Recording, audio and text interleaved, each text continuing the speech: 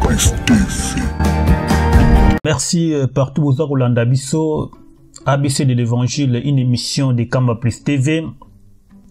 Lelo lisusu to zongi pona émission na biso l'ABC de l'Évangile. To continuer bon sujet na biso ezalaki kolobela sur la Bible. Donc lelo to mekana kolobela eloko nini Biblia ezali pona ba Kristo. To na lopoto qu'est-ce qu'est la Bible pour les chrétiens. Yangwana sans pourtant tarder, tu peux s'amaloba pas de musée comme ça, amikana nous exposer pour na sujet na biso ya lelo nini Bible ezali pour na ba Kristo. Allons de musée. Allons de konanga Michel, na pesimbote na bande kona biso nyonso bazolanda biso na mokili mobimba. Nzambe na biso akumisama pour te permettre to sala su émission ya lelo. Ezali malamu kolobela Bible parce que ezali loko biso nyonso na ba église nyonso ba bengi ba église ya Nzambe ba chrétien totanga biso nyonso Bible yango lelo tozolobela yango penda toyeba yango na mosindo eza na tina nini pona biso pona tozongela ka yango mingi parce que loko mutazo simba na maboko il faut ayeba tina na yango ayeba po nini azo salela yango na yango ezali litomba monene pour ceux qui te comprendre de Bible malamu tina na yango pour nini to salela yango pour nini zo représenter ba chrétien to kobika pe malamu makambo nyonso komami na kati to pona yango na pesongi su maloba na ndeko na ngai Michel pona ba question kolanda maloba mboka yo. Merci mingi ndeko musée yangwana na bongo to kota directement na kati ya sujet na biso ya lelo nini oyo Biblia ezali pona ba Kristo. Merci beaucoup. Alors pour les chrétiens, Bible le Bible, les animaux malamu balobaka à tout seigneur tout honneur de konanga Michel. Bien sûr to koloba pour les chrétiens, mais biso ba chrétien to zali kitana ya yemoko Christo. So balobi chrétien c'est que moto azar ubika lokola Christo. Zali bongo te de konanga. Oui, ça bon. Ah, de yango to koloba, bien sûr nazo loba Bible za ko représenter nini pour la mo Christo, mais en même moment ils ont représenté nini pour na Yemoko Nzambe pour na Yesu Christu ezali nini ezabongo te pour ceux qui te comprennent de tina na yepe na biso pe to landaka ye ezokende kaka ndenge mo na bandi d'abord pour na lelo la kotanga mwa ba écriture titango to aussi émission na biso pour to lobaka na bandele émission awa to sala makambu selon les écritures ezabongo te ndeko na bandi d'abord pour na kotalisa pour na Yemoko d'abord Nzambe na zongi d'abord na ancien temps na Ancien Testament Bible yango penda Bible tant toujours la Bible ezali makambo ekomami o to tiela tiaki na ba rouleau o lele koma na ba papier neti buku neti livre utakala yemoko mutapermetaka Moïse akoma mais total ndenge nini yemoko mokolo na biso tata na biso Nzambe pona ye Bible ezali nini na bayinda ko loba pona ye Bible ezali lokola référence amen ezali référence monene ezali to benga pona français mususu absolu ezali loko ye atalelaka ye Nzambe amen amen comme ye atalelaka yango na tangi mbala moko na livre ya Deutéronome nazali na Deutéronome chapitre 4 toujours kala malamu hein Deutéronome nazongi d'abord na Ancien Testament natalisa batuke Bible oyo tozoloba ye moko mokolo na Nzambe alandelaka yango vraiment à la lettre parce que ceux qui yemo kazo landela yango c'est kalingi pe biso to landela yango eza bongo te ah yangwana alobi boye ezali Deutéronome chapitre 4 azalaki Moïse azopesa ba exhortation ndenge batu balanda na baye d'abord na verset 4 balobi boye vous qui êtes attachés à l'Éternel votre Dieu vous êtes aujourd'hui tous vivants amen alors voici je vous ai enseigné des lois et des ordonnances comme l'Éternel mon Dieu me l'a commandé, afin que vous les mettiez en pratique dans le pays dont vous allez prendre possession.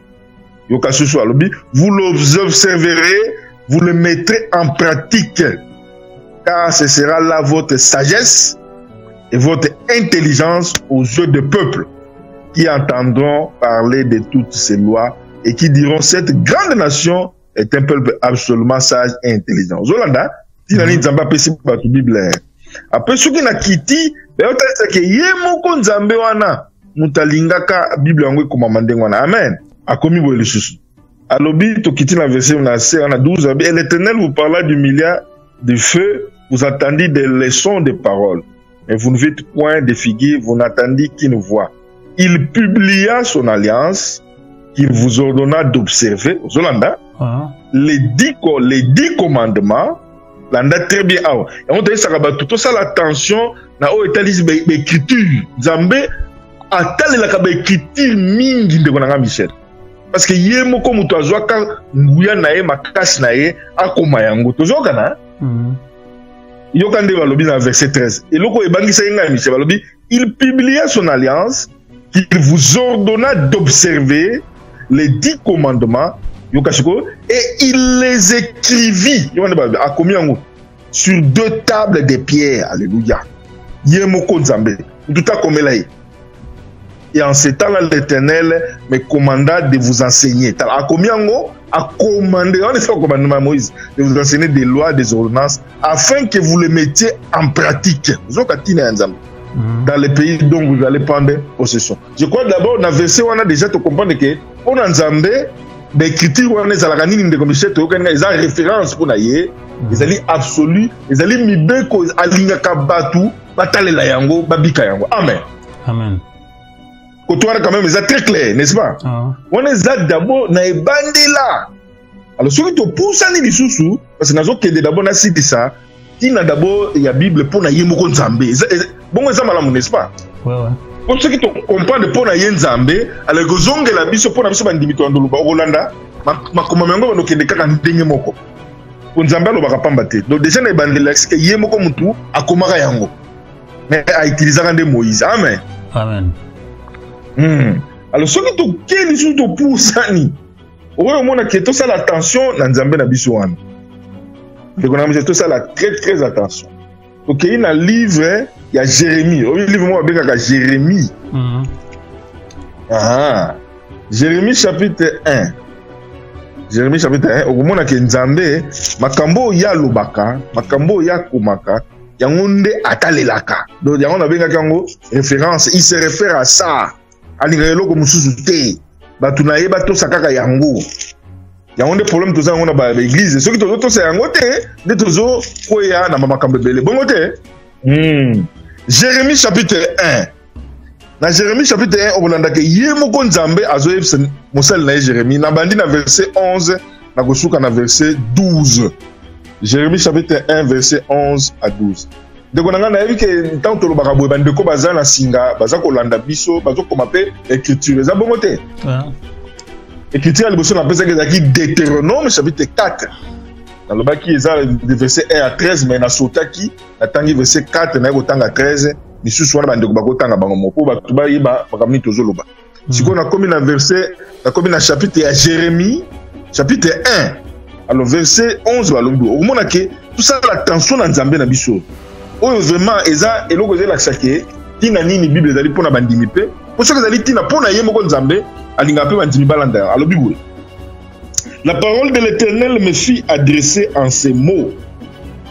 Que vois-tu, Jérémie? Voilà, Nzambe mutazo tuna Jérémie. Ozola dame, c'est un commissaire. Nzambe tuni Jérémie. Que vois-tu? Yoka réponse à Jérémie. J'ai répondu, je vois une branche d'amandier. Ayo, alléluia. Yoka ndi awande place Nzambe zoloba. Tina ya Bible pour na yemoko Nzambe. Et l'Éternel me dit, tu as bien vu, Landa.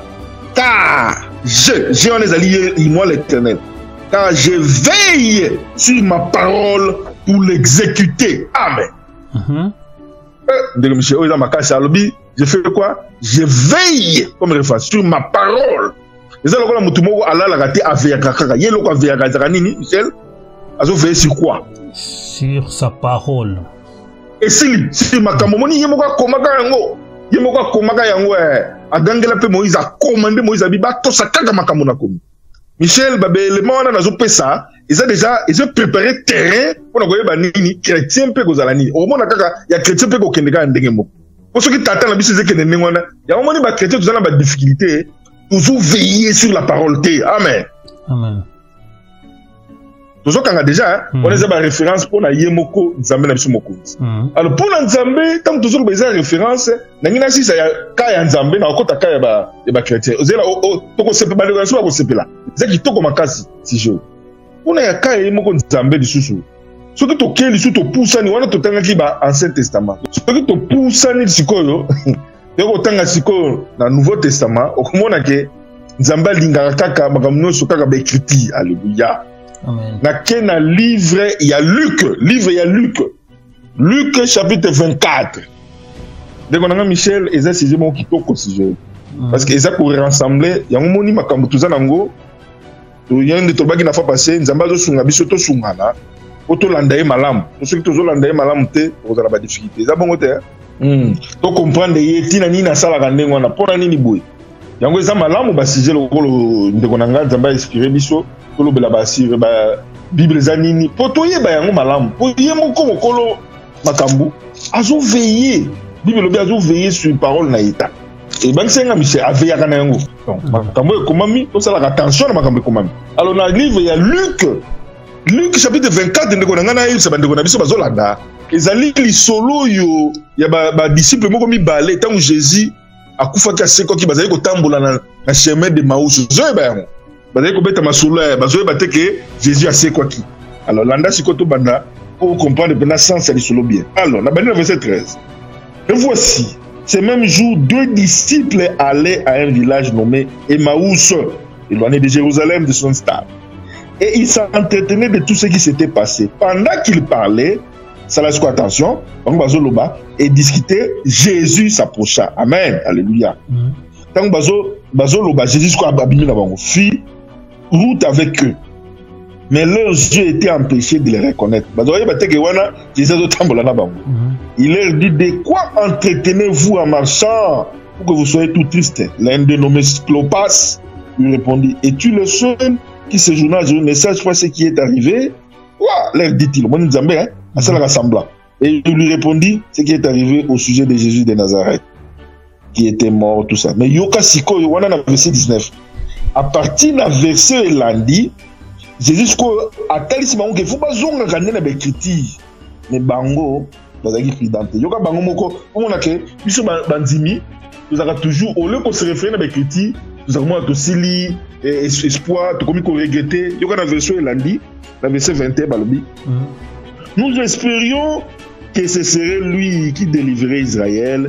Mais avec tout cela, voici le 3e jour que ces jours se sont passés. Il est vrai. Ça dit, Bazo s'est découragé déjà. Mais, dans verset Sikoyo 25, Jésus Sikoyo a zongi si bango na ba écriture. Y'a un qui on a yé moko nzambe, on a Yesu Christ na biso, Bible zelo ko la référence. Amen. C'est quoi absolu. Dans verset 25 balobi boye. Luc chapitre 24 25 balobi. Alors Jésus leur dit. Oh homme sans intelligence. Amen. Vous avez baqué, tant qu'après ce qui Moïse, Baboukou, alobaki, Bible, Baboukou, après ce qui nous a pour épais sa bateau intelligence. Vous avez ba? Il faut toujours, dans ma camoute, alobaki, dans Deutéronome, on a alobaki, ezali pour l'intelligence. Ah, je crois, Gangir Banga lobi, oh homme sans intelligence, et dont le cœur est lent à croire, Yokasiko, tout ce qu'ont dit les prophètes. Alléluia. Ok. Dont le cœur est lent à croire tout ce qu'ont dit les prophètes. Attention, c'est pas mon bakala. Dans le 26, Alobi, ne fallait-il pas que le Christ souffrisse ces choses et qu'il entre dans sa gloire? Et dans le verset 27, il explique Tinaya, Bible pour Yemoko Nzambe, et commençant, ça l'attention, Luc 24, 27, et commençant par Moïse, Moïse et par tous les prophètes, il leur expliqua dans toutes les écritures, alléluia, ce qui les concernait. Il s'est expliqué dans quoi? Dans toutes les écritures. Vous voyez, pour la yemoko, mais à son discours référence, il y a yemoko, yemoko Yesu. Yemoko Yesu, azozonga toujours na Bible. Alobi pe Bible, la alobi dans toute la Bible, dans toutes les écritures. Donc, il y a référence. Amen. Amen. Ça va pas m'bolayo. Au moins, déjà, comme tu comprends pour la yemoko papa na biso, ah, ika. Au moins, est-ce que pour na biso pe ba chrétien, des places que suki savana. Au moins, déjà que tu funguli déjà ma base. Au moins, tu totalisi déjà ba ndeko na biso. Ils allaient bien qu'on comprenne d'abord qui n'a pas papa na biso moko to mona ke zala facile bon te bon ya au moins to préparer ki terrain to lobela d'abord yé alléluia na sepeli na moni ndeko na Michel yo po ozolanda nga vraiment parce qu'on comprendre bien que non il fallait kaka to songela ba écriture wana ezala ki pona ye moko papa na biso.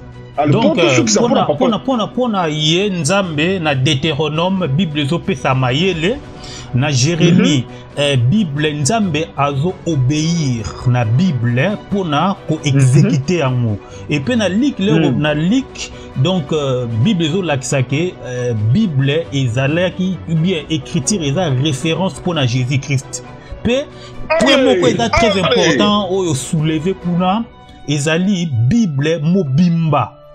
Donc, dans toutes les écritures, donc, référence, il y a Jésus-Christ, il y a la Bible Mobimba. Pourquoi vous continuez dans Amen. Au moins que aux autres, on va pas bien. Bisous, on a tout sur l'émission. Mais pour le bidi, on participe à ma casse. Là, c'est pas la contribution. On lobby déjà mingi. Bande connaissons pas on a c'est déjà. Alors, yango siko pour tout ce qui s'en a yemoko mo continue biso yesu asalaka.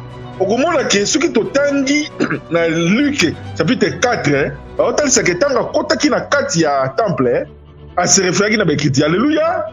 Tout ce qui s'albon aye avant tout constant na biso bandimi d'écriture. Omoni ke lelo na lobaki na kotanga écriture ebele bande kona biso ba sipoto biso tozo koma ba écriture ebele lelo.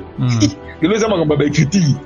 Alors ce qui tozongi sur kaka na kati ya Luc ozongi si page sima na Luc chapitre 4 Luc chapitre 4 okomona ke à partir ya verset 16 Yesu yemoko akoti na temple mais asengi rouleau. Alléluia.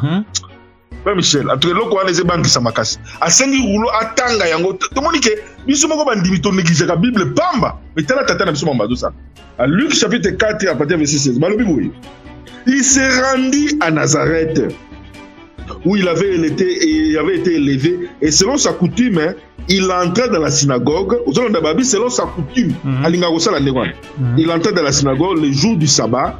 Il s'éleva pour faire la lecture. Il s'en de Michel parce que la lecture wa biso ko tanga Bible bongo te babi nga sa la lecture yoka monika yemoko papa na biso a se référer à wana yoka et on lui remit et verset 17 Luc 4, 17, et on lui remit le livre du prophète Esaïe. L'ayant déroulé, il trouva l'endroit où il était écrit. L'Esprit du Seigneur, l'Esprit, il trouva l'endroit où il était écrit. L'Esprit du Seigneur est sur moi parce qu'il m'a ouvert pour annoncer une bonne nouvelle aux pauvres. Il m'a envoyé pour guérir ceux qui ont le cœur brisé, pour proclamer aux captifs la délivrance et aux aveugles le recouvrement de la vue, pour envoyer libres les opprimés, pour publier une année de grâce au Seigneur. L'année qu'on a verset 21, ensuite il roula les livres, c'est-à-dire assis kotanga akangi livre. Vous comprenez? Il roula les livres, les remit aux serviteurs et s'assit. Tous ceux qui se trouvaient dans la synagogue avaient les regards fixés sur lui. Dans verset 21,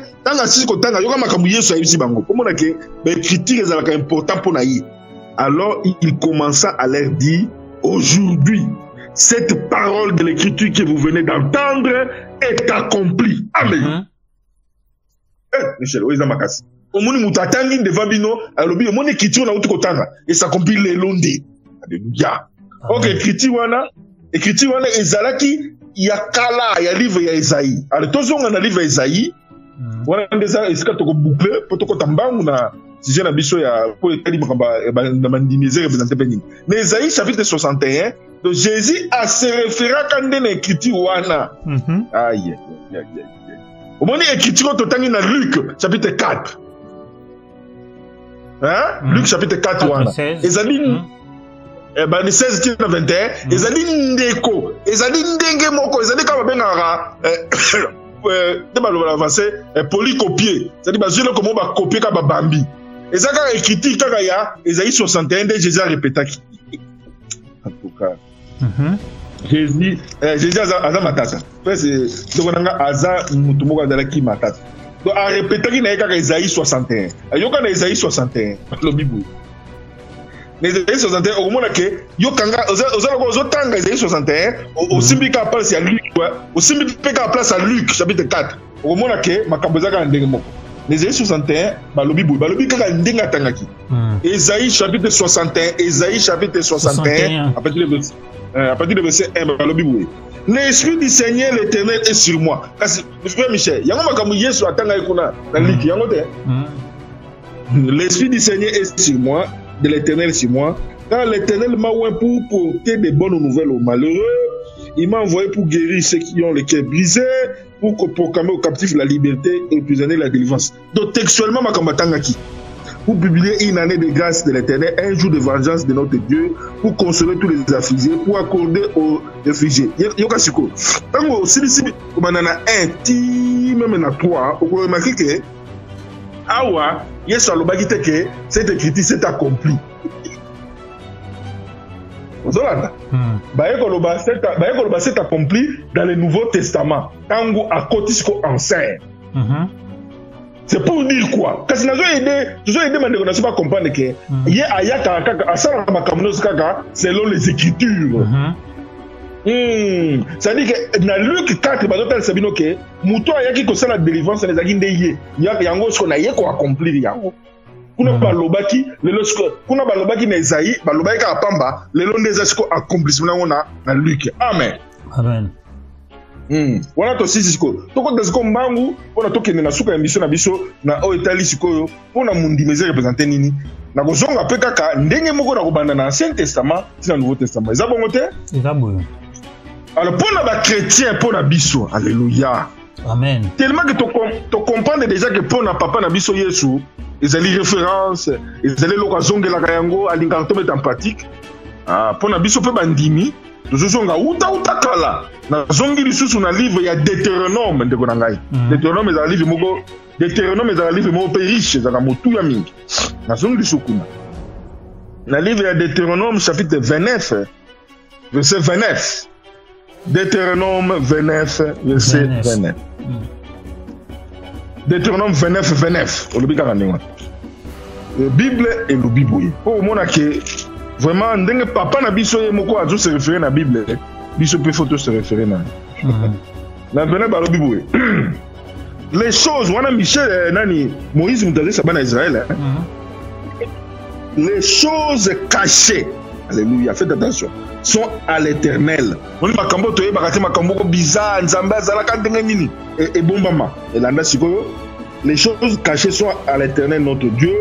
Les choses révélées, alléluia, sont à nous et à nos enfants à perpétuité afin que nous mettions en pratique toutes les paroles de cette loi. Alléluia.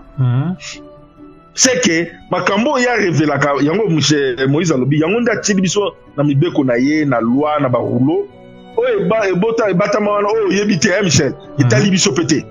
Net na un exemple. Est-ce que biso tozala tina toyeba ndenge nzambe asalama ndenge auta itali bisote place azalaka kuna soki ndenge nini itali bisote mais o itali biso ezali makambo ya prescrire na loi na kati ya barouleau nyonso wana Moïse alobi nini mpona biso bandimi ezali poto mettre yango en pratique ezali lokola code de bonne conduite code mpona bandimi mais makambo ebatama wana etali bisote amen.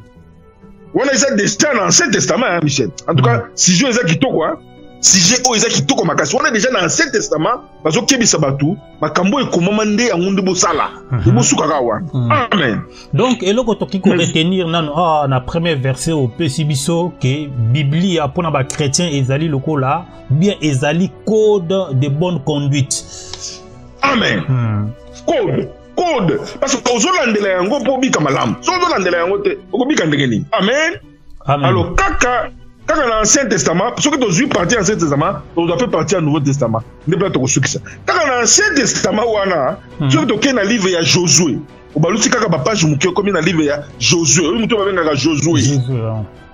Très bien. Josué chapitre 1 okomona ke en tout cas si je ezali motuya ndeko na ngai ils ont expliqué ndenge pona mundimi eza nini Bible wana eza nini asalaka na yango nini mikolo na mikolo. Josué chapitre 1 de verset 7 à 8. Josué chapitre 1 7 à 8 balobi boye yoka makambo nzambe ye moko azesa Josué hein balobi boye fortifie-toi seulement et aie bon courage. L'anda très bien, en agissant fidèlement. Et capitaine le mot fidèlement. Fidèlement, selon toute la loi que Moïse, mon serviteur, t'a prescrite. Alléluia.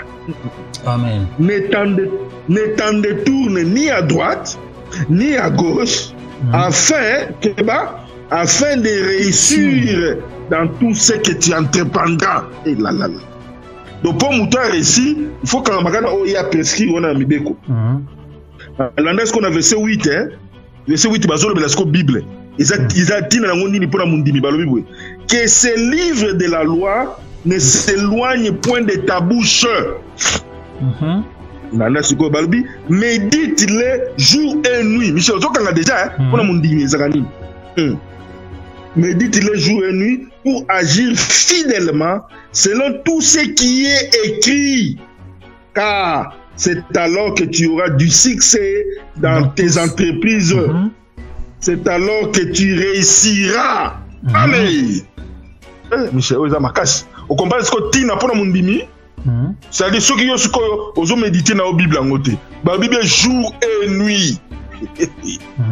Vous avez en côté. On peut réussir ndeni yango bandimi balelaka bakamlanga simba te mais faut ina yomoko. Est-ce que tu comprends? On est à la référence il y a Ancien Testament et c'est que malamu hein. Donc na Josué awa Bible eza lokola sujet ya méditation. Amen. Et puis eza pe base ya bénédiction, base ya mapamboli. Amen. Nous sommes pas les gens qui comprennent bien. Tant que nous comprenons, nous expliquons que nous sommes Hollanda. Nous comprenons. Alors, ceux qui sont qu'est-ce que ceux qui sont dans l'Ancien Testament, ou contre le Nouveau Testament. Dans l'Ancien Testament, ceux qui sont beaucoup de psaumes, au livre de psaumes. Psaumes, au Nzembo, il y a David. Psaumes.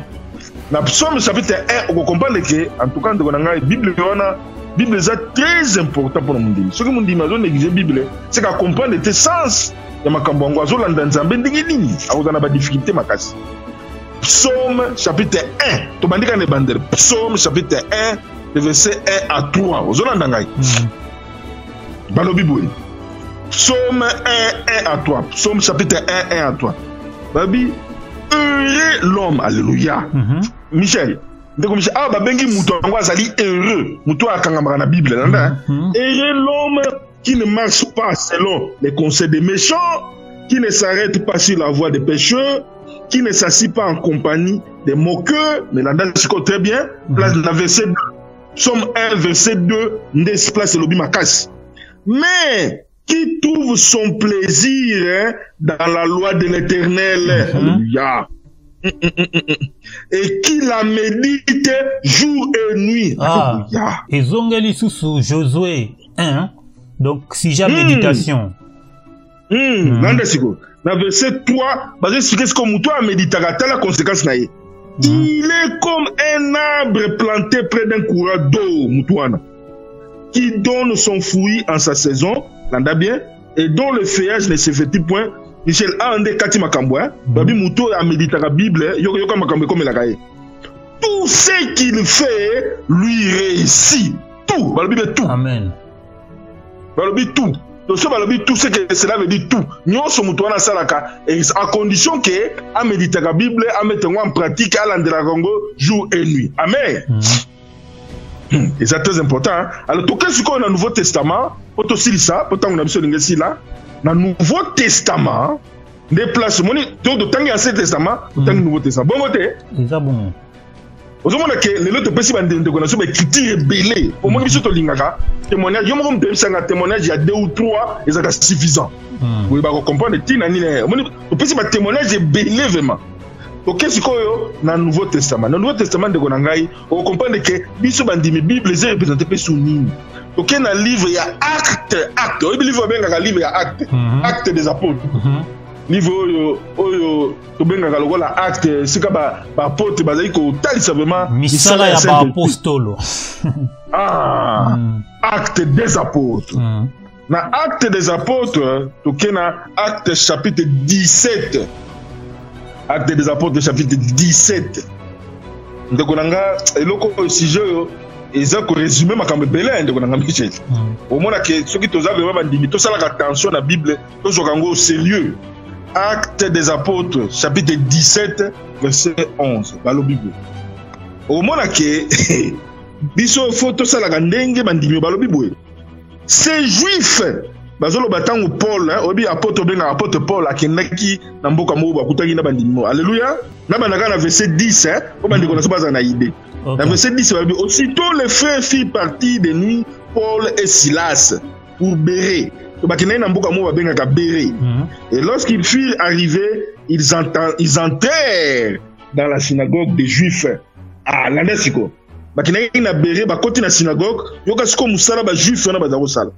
Ces Juifs, c'est l'attention, avaient des sentiments plus nobles. Bible le déclare, il y a des sentiments plus nobles. Yoka pour nani. Que c'est des Thessaloniciens, Yoka, ils reçurent la parole avec beaucoup d'empressement, et ils examinaient chaque jour les Écritures. Amen. Pour voir si ce qu'on leur disait était exact. Amen. Ah là là là. Donc pour mon dimi, Bible pèse ali nini. Ils allaient place yako se référer pour y ba question que makambazo te abino na ba église, ils allaient exact. Est-ce que tout ça la gayango, c'est ça le problème. On est-ce qu'on a le Nouveau Testament. Donc ça dit ba bingo ba sentiment plus noble. Les alliés bandimio ba kota kana ba kiti. Yango moni na sepeli na Michel yo mo toloba kana bandeli. Bible comment ka neti na maboko ya ba pasteur. On ba bongote. Bongote. Metala awa bandimo ya Béré bazoko examiner makambo Paul azote ya bango. Bible le témoigne que bazaki na ba sentiment plus noble. Alors que Bible ko sakate so e bengi mutu azana ba sentiment plus noble. Ne ba sentiment oyo bandimi fo bazala na yango. Donc na point tozolo la plus Bible etalisa nini pona mundimi. Ezali place au mundimi akomanda ko examiner. Ezali loko moya pona ko examiner. Pour qu'on sala ba examen ya kotala kona ko contrôler ko checker nde ba lo pe ko contrôler makambo no seze lo bama na ba église makambo no sazo landa est-ce que ça vraiment na ba écriture. Amen. Amen. Waneza ya liboso ya mi balé siko pona mundimi Bible zaini nazo si sa Nouveau Testament kala mingite. Surtout que dans le livre il y a 2 Timothée chapitre 3. 2 Timothée. Timothée ya mi balé. Oyebi ka so balobi Timothée ozo comprendre Timothée wana ba Timothée da livre moko pembeni ya ba livre benga ba Thessaloniciens pembeni wana de tuna tongi to si sa sujet na biso bandimba ndiko na biso ba sepeli lelo vraiment to kembangu na ba écriture bongo zo ba écriture mingi tozo sotete tozo talisa écriture par écriture o bandiko na so ba sepela 2 Timothée chapitre 3 verset 16 Bible lo biboué. Kuna d'abord na acte des apôtres, je crois que Michel aurait tenu quelque chose. Bon côté, acte des apôtres. Aurait tenu quelque moko balobi bandimi, parce qu'on contrôler, parce qu'on tanga ba écriture, Bible lobi ke bazali na ba sentiment plus noble. Bible lobi bazali na ba sentiment plus noble. Et là qu'on a des éléments importants à retenir, des sentiments plus nobles. Donc ce qu'on a na kati ya église ou bien oza devant motei moko azoteya, ceux qui ozo contrôler makambo oyo, ozo vérifier makambo oyo pasteur to motei wana zoloba, ozo vérifier ceux qui est conforme na Bible. Yangwana eloko Bible zo benga sentiment plus noble. Ah mais yangwana, vous avez un sentiment moko ya malamu. C'est ça malamu te. Yango lelo tozolo bela Bible zali nini pona mundimi. Bon te. Ouais. Yangwana dazo pesa oba élément nyonso. Tozo pesa bandeko na biso ba élément. O mona ke tozolo ba pamba te. Tozo zoka makambo uti na Bible. Tozo ba sentiment ya malamu. Bandimi mingi, on ne ba contrôler mais ba contrôler ka tele kona ngaki. Malheureusement. Nangana tuna ceux qui les est valable ti lelo makambo yango ozolo ba wana. Ah c'est ça le problème. Yango lelo tozali na ngolu na Nzambe. Nous avons critiqué Moutouté, nous avons fait émission polémique, nous avons fait Moutouté, nous avons fait un sentiment plus noble. Les abongotés. Les abongotés. Nous avons un sentiment, nous avons fait Moutouté, nous avons fait Moutouté, nous avons fait Moutouté, nous avons fait Sakake, et Sengeli, nous avons un sentiment plus noble. Nous avons fait un sentiment qui vérifie l'écriture, l'église, tout ça, et que ça la malame ko sunga biso po ko ba côté likambo yo ko vérifier te apose yo ba le point les seulement parce que aux autres terre ko vérifier. Amen. C'est qu'on a 2 Timothée chapitre 3 verset 16 parce que tel sabiso Bible wana pona mundimi ezali ni landa lisusu 2 Timothée 3,16 Bible lobi boye. Toute écriture est inspirée de Dieu. Alléluia. Michel, ah, ils ont sous ma casse. Écriture, nous, c'est inspiré de Dieu. Et là. Et utile, l'andes pour mon demi, écriture, écriture, utile pour enseigner. Et là, bien pour mon dimi, pour convaincre. Ce que nous convaincre, mon toubabi, écriture, on a premier point dans le premier sujet. Et là, on a besoin de bandeli. Toute écriture est inspirée de Dieu. Premier, moussala n'a pas besoin d'utilité, n'a pas besoin d'alibou. Utile pour enseigner. Au souligner, ah, et là, on a besoin de enseigner. Et pour convaincre. Il y a mis ça tout. Pour corriger. Et puis, il a dit, pour instruire dans la justice. Après, dans le verset 17, afin que l'homme de Dieu soit accompli et propre à toute bonne œuvre. Après, et résumé ma casse, pour la mundi mes alignes, ils ont le tinda yo, ils ont enseignement, Bible, ils ont enseignement mobile pour la mundi. Ils ont conviction, ils ont place au mundi ma correction. Ils ont place au mundi ma instruction. Nous avons passé des bandes qu'on a biso, pas comprendre ma kambango. Pour la nini, pour mundi, à comme moto yo, à bongi be, ne pas dans la lingala. Na mission ensemble. Asana misala nyonso. Alléluia. Alors place to suki sande siko ezali na livre Apocalypse. Somona. OK pena kitoko place to suki saka toujours là c'est ya mwana na biso ya suka to bengaka Jean. Mwana wana na sevela kana yemingi mwana suka. Na Apocalypse chapitre ezali verso yo batu nyonso bayoka kango mais to sala attention nango te. Ezali verso babenga ngo verset ya kokebisa. Donc Bible ezapela loko moko eza kokebisa. Ezali Apocalypse chapitre 22. Mwana suka verso batu nyonso bayebi. Frère Michel, si j'ai le long de Samba Pambola Mingipo, le tangi d'écriture est belé. Apocalypse chapitre 22, Nesika Mundimae Bake, hey, Keba, Bible est quoi, bazo ça la conclusion, est-ce que Jésus est mon signé. Apocalypse chapitre 22, à partir du verset 18. Dans le verset 18, c'est Jésus qui parle, Moutoumsoute. Et là, quand il fait bang Sarabat Namukili. Alors, Bible, je le déclare à quiconque, on a yé Moïse. Alléluia. Je le déclare à quiconque entend les paroles de la prophétie de ce livre. Michel, ça l'attention. Si quelqu'un y ajoute quelque chose, alléluia, Dieu le frappera des fléaux décrits dans ce livre. Oh, et comme il se dit, et si quelqu'un retranche quelque chose des paroles du livre de cette prophétie, Dieu retranchera sa part de l'arbre de la vie et de la ville sainte décrit dans ce livre. Celui qui atteste ces choses dit oui, je viens bientôt. Maintenant, on a le bientôt. Yes, non? Yes. Kasi balbi yé mutazo attesté. Donc eza oh yé moko mutaloba. Ya moni ba to basala attention à Apocalypse oté. Yé moko mutaloba. Est-ce que ça le droit qu'on signer hein? Écriture eza écriture on est kangi penza et kangi penza clé. Alors bibo. Celui qui atteste ces choses dit oui, je viens bientôt. Amen. Viens, Seigneur Jésus. Frère Michel.